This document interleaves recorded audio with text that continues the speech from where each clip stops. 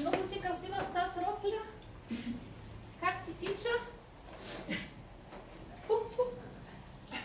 Благодаря. Нали ви я купи за втория рожден?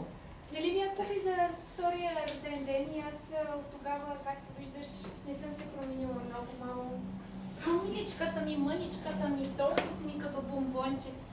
Така си та обичка. Да носиш тази рокля. Тя ни е на късмет, до 2 годишна съм тя взела и от тогава само че я удължавам.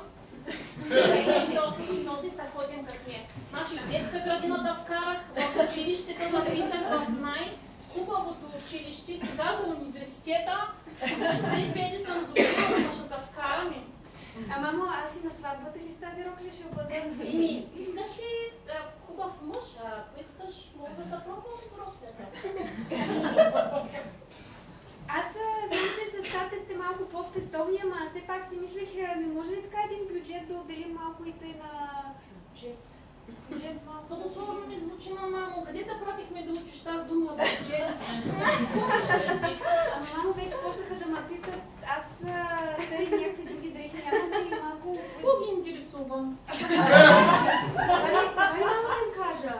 Какво те интересува? Аз искам да имам приятелчета, малко ме избягват.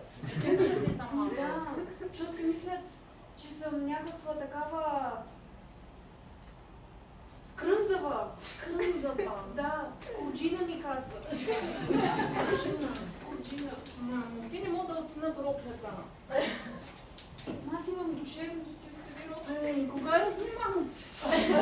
Покрай бюджета. Покрай бюджета ли, мамо? Много се съм сложнила. Малка?